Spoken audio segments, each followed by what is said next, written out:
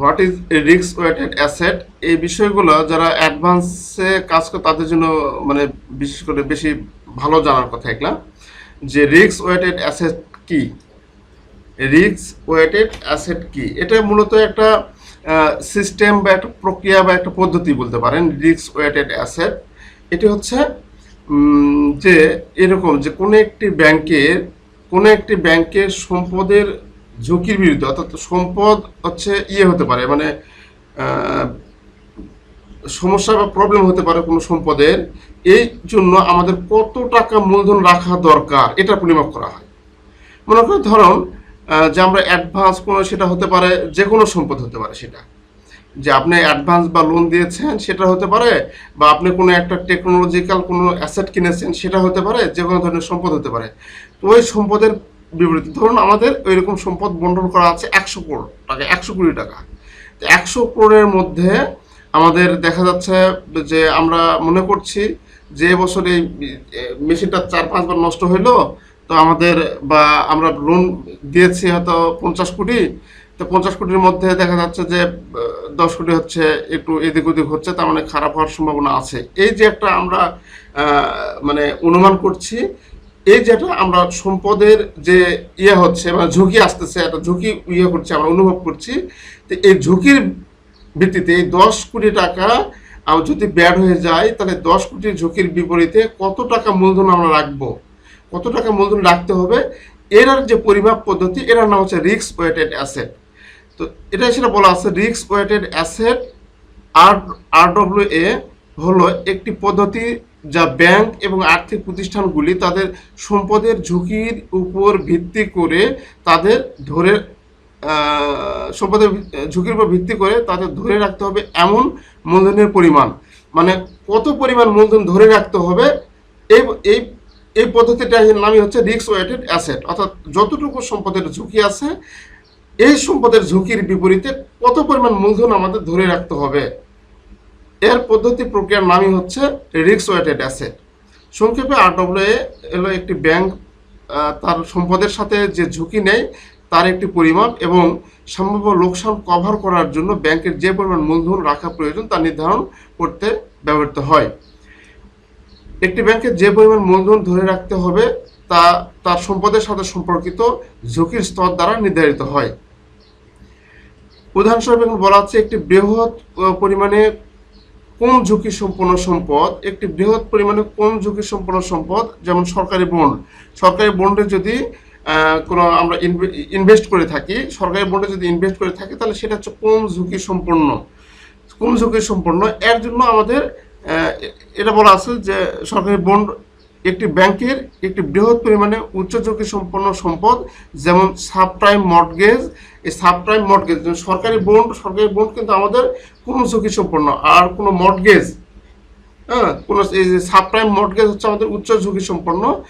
এর তুলনায় আমাদের মূলধন মানে এই যে সরকারি বন্ডে বিনিয়োগ করলে যে পরিমাণ মূলধন আমাদের রাখতে হবে, কোন আমরা সাবপ্রাইম মর্টগেজ যদি করি, মানে এই সাবপ্রাইম মর্টগেজ করলে আমাদের মূলধনের পরিমাণ তার তুলনায় বেশি রাখতে হবে। অর্থাৎ এখানে মূলধন কম রাখতে হবে, এটা হচ্ছে কম ঝুঁকি সম্পন্ন, এটা হচ্ছে উচ্চ ঝুঁকি সম্পন্ন, এখানে মূলধন বেশি জমা রাখতে হবে।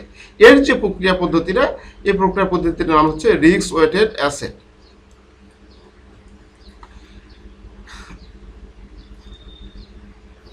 এখন এই একটা ব্যাংকে রিস্ক ওয়েটেড অ্যাসেট কিভাবে মূল্যায়ন করা হয়, how is the risk assessment of asset in a bank.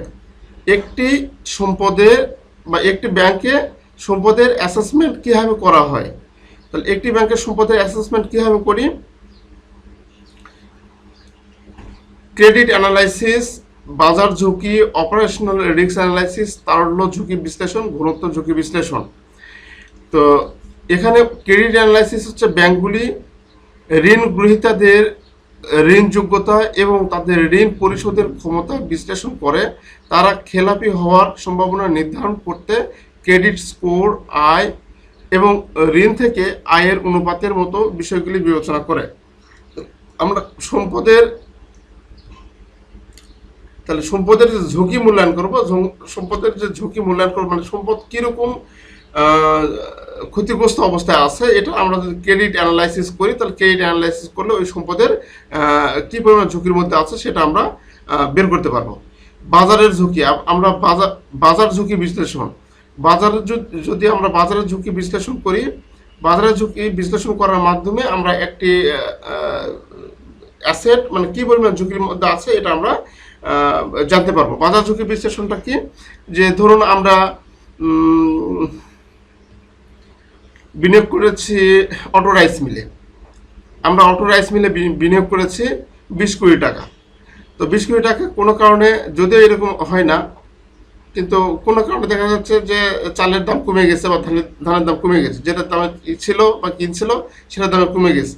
তো কমে যায় আমরা এখন দেখতেছি না তারা এই অ্যাসেটটা আমাদের ঝুঁকির মধ্যে আছে, যে এটা বলছে বাজার ঝুঁকি বিশ্লেষণ। বাজারের যে কি পরিমাণ ঝুঁকি আছে এই জিনিসটা আমাদের যদি বিশ্লেষণ করতে পারি, তাহলে অ্যাসেটের ঝুঁকিটা আমরা মূল্যায়ন করতে পারবো।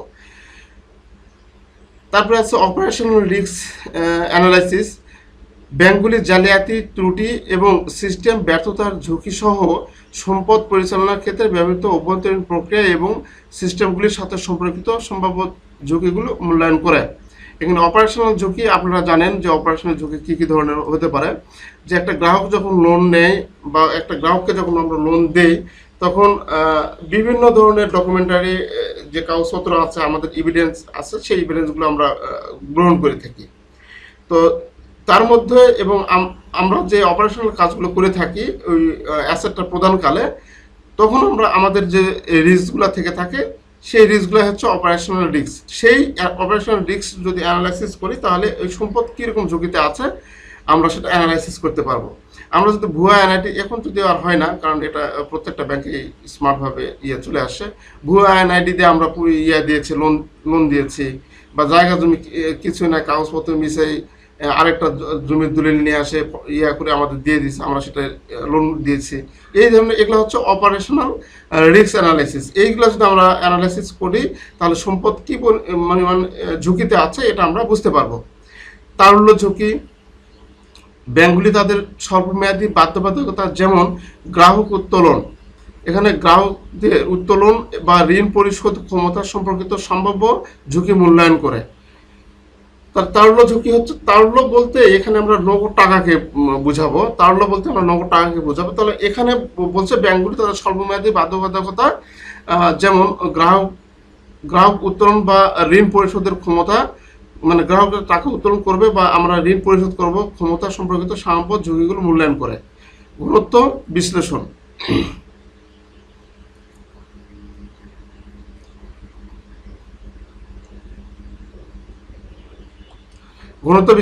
ব্যাংকগুলি একটি নির্দিষ্ট সেক্টর বা ভৌগোলিক এলাকায় সম্পদের উচ্চ গুরুত্বের সাথে সম্পর্কিত সম্ভাব্য ঝুঁকি মূল্যায়ন করে। এই যে আমাদের, অর্থাৎ মোট কথা যে সম্পদের যে ঝুঁকিতে আছে, আপনারা আরো এখানে পয়েন্ট বেড়ে দিতে পারবেন। এটার জন্য আমাদের কোনো সূত্রভিত্তিক কোনো কিছু নেই, আপনি এইভাবে অ্যানালাইসিস করবেন যে কীভাবে মূল্যায়ন করা যায়। আমরা এইভাবে মূল্যায়ন করতে পারি যে একটি সম্পদের ঝুঁকি কীভাবে মূল্যায়ন করতে পারি, এটার উপর আমরা যে 5টা বা 7টা বা 8টা পয়েন্ট আমরা দিতে পারি।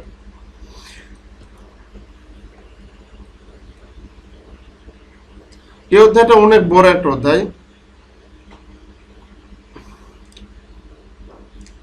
What is problem asset in a bank? Problem asset তো বুঝি, প্রবলেম সমস্যা, অ্যাসেট সম্পদ। তো যে অ্যাসেটটা মানে সমস্যাগ্রস্ত অবস্থায় আছে সেটা হচ্ছে প্রবলেম অ্যাসেট। তাহলে একটি ব্যাংকের সমস্যার সম্পদ কি?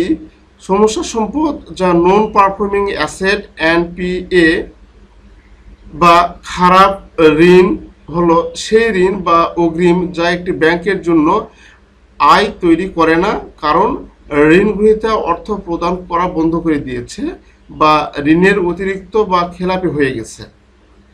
তাহলে সমস্যা বা নন পারফর্মিং অ্যাসেট বা খারাপ সম্পদ বা সমস্যা সম্পদ হচ্ছে সেই সম্পদ যে সম্পদ আর আয় তৈরি করে না। সম্পদের আমরা যে অ্যাডভান্স দিচ্ছি, অ্যাডভান্সের কাজটাই হচ্ছে তো আমাদের আয় জেনারেট করবে, তাই না, রেভিনিউ জেনারেট করবে। তো এই যে অ্যাডভান্স যেটা দিচ্ছি, অ্যাডভান্স যেটা রেভিনিউ জেনারেট যেটা করে, সেটা এখন আর রেভিনিউ জেনারেট করে না। এই জন্য এখন বলা আছে যে আয় আর তৈরি করে না, মানে আয় আর সে করে না, মানে সেখান থেকে আমরা আয় আর পাই না, কারণ ঋণগুলিতে অর্থ প্রদান বন্ধ করে দিয়েছে বা ঋণের অতিরিক্ত অর্থ খেলাপি হয়ে গেছে, মানে যেটা আমাদের যে ঋণটা আমাদের খেলাপি হয়ে গেছে সেটা আমাদের কাছে সমস্যারই, অর্থাৎ নন পারফর্মিং অ্যাসেট যেটা, সেটা হচ্ছে আমাদের কাছে সমস্যা সম্পদ হিসেবে বিবেচিত হবে, এই নন পারফর্মিং অ্যাসেট। তো সমস্যা সম্পদের মধ্যে ঋণ, বন্ধকি, ক্রেডিট কার্ড ঋণ বা অন্যান্য ধরনের অর্থায়ন অন্তর্ভুক্ত থাকতে পারে যা ঋণের চুক্তি শর্তাবলী অনুযায়ী পরিশোধ করা হচ্ছে না। আচ্ছা, যাই হোক, এটা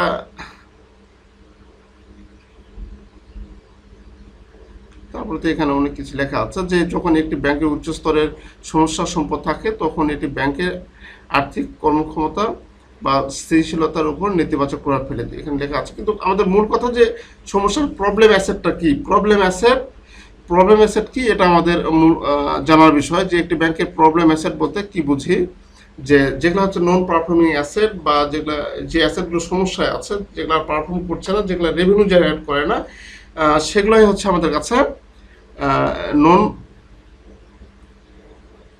প্রবলেম অ্যাসেট বা নন পারফর্মিং অ্যাসেট।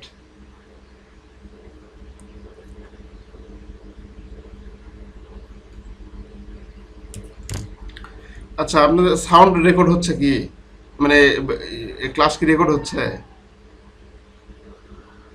হয়নি না? Recording in progress.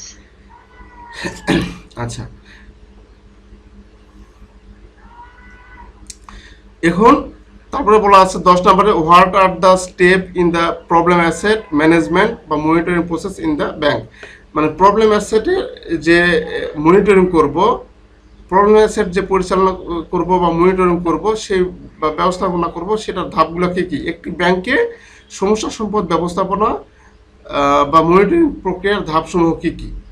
ধাপসমূহ এখানে আমরা আলোচনা করেছি পর্যায়ক্রমে। প্রথমে হচ্ছে শনাক্তকরণ, একটি ব্যাংকের যে সমস্যা সম্পদ, যে সম্পদটা আমাদের প্রবলেম দেখা দিয়েছে বা সমস্যা হচ্ছে, সেই সম্পদটা প্রথমে শনাক্ত করব, শ্রেণীবিভাগ করব। যে সমস্যা সম্পদ পরিচালনা প্রথম ধাপ হলো তাদের শনাক্ত করা, এতে বকেয়া বা খেলাপি ঋণ শনাক্ত করতে ব্যাংক ঋণ পোর্টফোলিও পর্যালোচনা করা জড়িত। সমস্যা সম্পদ শনাক্ত করতে ব্যাংক ক্রেডিট মনিটরিং সিস্টেম এবং অভ্যন্তরীণ রিপোর্টিং সহ বিভিন্ন ধরনের সরঞ্জাম ব্যবহার করতে পারে। তো শনাক্তকরণ আমরা এত কিছু লিখব না, ব্যাংক শনাক্তকরণ এখানে আপনারা প্রথমেই লিখে দেবেন যে সমস্যা সম্পদ পরিচালনা বা মনিটরিংয়ের জন্য প্রথম যে ধাপ, সেই ধাপ হচ্ছে শনাক্তকরণ, সমস্যা সম্পদ শনাক্তকরণ। শেষে এক লাইনে লিখে দেবেন, এতগুলো লেখার দরকার নেই আর কি। শ্রেণীবিভাগ 2 নম্বর বলছে শ্রেণীবিভাগ। শনাক্তকরণের পর আমরা এটা শ্রেণীবিভাগ করব যে এটা কোন ধরনের, যেমন হিসাবে মানে প্রবলেম অ্যাসেটের শ্রেণীবিভাগ আছে, যে ভাইরা কে এটা কাজ করে তারা ভালো জানার কথা। এখানে আমরা শ্রেণীবিভাগ করবো, এই যে সাবস্ট্যান্ডার্ড, পরের আলোচনা করবো আমরা, সাবস্ট্যান্ডার্ড, ডাউটফুল, ব্যাড, মানে এই বিষয়গুলো আমরা, এটা হচ্ছে শ্রেণীবিভাগ, হ্যাঁ, ক্লাসিফাইড, এই যে প্রবলেম অ্যাসেটের ক্লাসিফিকেশন আর কি, শ্রেণীবিভাগ। সেই শ্রেণীবিভাগের কথা এখানে বলা আছে যে প্রবলেম অ্যাসেট এর ব্যবস্থাপনা বা মনিটরিং ধাপগুলো হচ্ছে আমাদের শনাক্ত করতে হবে, তারপরে শ্রেণীবিভাগ করতে হবে। শ্রেণীবিভাগগুলো কী কী ধরনের হবে, যে স্ট্যান্ডার্ড, সন্দেহজনক না ক্ষতি একবারে ব্যাড হবে, সেটা আমাদের দেখাইতে হবে। মনিটরিং করতে হবে, প্রবলেম অ্যাসেটগুলো আমাদের সবসময়ের জন্য মনিটরিং রাখতে হবে। পুনর্গঠন করতে হবে, রিশিডিউল যেটাকে বলে, রিশিডিউল যেটা, সেটাকে পুনর্গঠন, সে পুনর্গঠন আমাদের করতে হবে। প্রয়োজনে সেটাকে আমরা রিশিডিউল করব বা পুনর্গঠন করব। পুনরুদ্ধার, রাইট অফ, এগুলো এখানে এই পয়েন্টগুলো দেওয়া আছে, এগুলো দেখে নেবেন, দেখলে পারবেন আর কি। যদি ঋণগ্রহীতা পুনর্গঠনের প্রচেষ্টা, এই যে এখানে আপনারা একটা বিষয় দেখবেন, কোনো রকম বাংলাটায়, এটা হচ্ছে বাংলায় লেখা আছে, এটা যদি আপনি ইংরেজিতে দেখেন,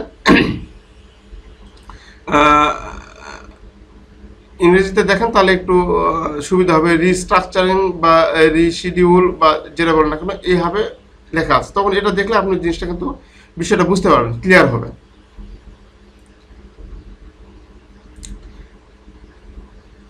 রাইট অফ বলতে রাইট অফ বলতে আমাদের কিন্তু একবারে ঋণের যে অংশটুকু আমরা পাবো না, ঋণের যে অংশটুকু পাবো না সেই অংশটুকু কে আমরা রাইট অফ বলি। এই রাইট অফটাই হচ্ছে ব্যাড।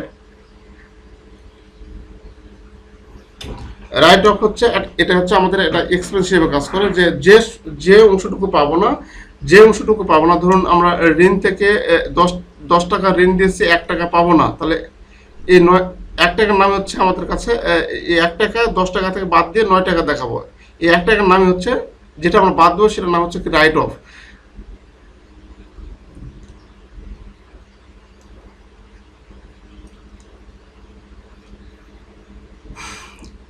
কিছু ক্ষেত্রে রাইট অফ দেখুন, কিছু ক্ষেত্রে ব্যাংক নির্ধারণ করতে পারে যে এটি বকেয়া ঋণ পুনরুদ্ধার করার সম্ভাবনা নেই এবং ঋণটি বন্ধ করার সিদ্ধান্ত নিতে পারে। এর মধ্যে ব্যাংকের বই থেকে, মানে ব্যাংকের হিসাব থেকে বকেয়া ঋণ মুছে ফেলা, এই যে মুছে ফেলা কথা যেটা, সেটা হচ্ছে রাইট অফ আর কি, বা লোকসানে নেওয়া। তো আমাদের যে টাকাটা রাইট অফ করতে হবে সেই টাকাটা ইনকাম স্টেটমেন্টে আমাদের এক্সপেন্স পাশে দেখাইতে হবে, রাইট অফ হিসেবে দেখাইতে হবে। মানে সে কথা এখানে বলা আছে লোকসান হিসেবে নেওয়া, এক্সপেন্স হিসেবে দেখাতে হবে এটা। তো এইভাবে আমরা কোনো সমস্যার সম্পদ মনিটরিং করি, শনাক্তকরণ, শ্রেণীবিভাগকরণ, মনিটরিং, পুনর্গঠন, পুনরুদ্ধার, আমরা আবার এই যে রাইট অফ বা মুছে ফেলা, এভাবে আমরা সমস্যার সম্পদ পর্যালোচনা করি বা মনিটরিং করি বা ব্যবস্থাপনা করে থাকি। এখন সমস্যা যে সম্পদ, সেই সমস্যার সম্পদের ক্লাসিফিকেশন করতে বলছে যে কি কি ধরনের হয়, সে কথা এখানে বলা আছে substandard, doubtful, bad or loss asset. এখানে বলা আছে কিভাবে একটি সমস্যার সম্পদ শ্রেণীবদ্ধ করা হয়। তো সমস্যার সম্পদ যা নন পারফর্মিং অ্যাসেট NPAs নামে পরিচিত, যাদের ঝুঁকির স্তর বা পুনরুদ্ধার সম্ভাবনার উপর ভিত্তি করে এবং বিভিন্ন বিভাগে শ্রেণীবদ্ধ করা হয়। যাই হোক, সাধারণভাবে সমস্যার সম্পদ নিম্নলিখিতভাবে শ্রেণীবদ্ধ করা যেতে পারে। 1. নিম্নমানের সম্পদ। নিম্নমানের সম্পদ সাবস্ট্যান্ডার্ড, ডাউটফুল হচ্ছে যেটা সন্দেহজনক, আর ব্যাড যেটা বললাম যেটা হচ্ছে খারাপ, বা মানে যেটা একেবারে খারাপ হয়ে গেছে, আমাদের যেটা রাইট অফ করতে হবে, যেটা পুনরুদ্ধার আমরা করতে পারবো না, আমরা পুনরুদ্ধার যোগ্য না, সেটা হচ্ছে আমাদের কাছে ব্যাড বা খারাপ ঋণ, যেটা আমরা রাইট অফ করি, মানে মুছে ফেলাই। তাহলে এই 3 ধরনের আমাদের সম্পদ থাকে, নিম্নমানের সম্পদ, সন্দেহজনক সম্পদ এবং আমাদের ব্যাড অ্যাসেট, অর্থাৎ ব্যাড অর লস অ্যাসেট।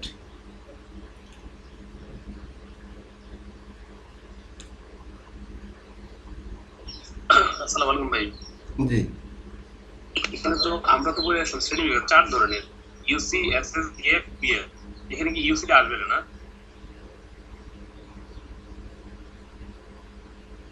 না না, 3 ধরনেরই আচ্ছা, 3 ধরনেরই তো দেখায়। আচ্ছা, ইউসি এটা তো আমার অ্যাসেটে, আর ওটা তো রিস্কে নাই, না, বাকি তিনটা রিস্কে। এই 3টা রিস্কে, হ্যাঁ, মানে সমস্যা সম্পদের কথা বলা আছে। তো মানে যে সম্পদের সমস্যা হয়েছে সেটা শ্রেণীবিভাগ,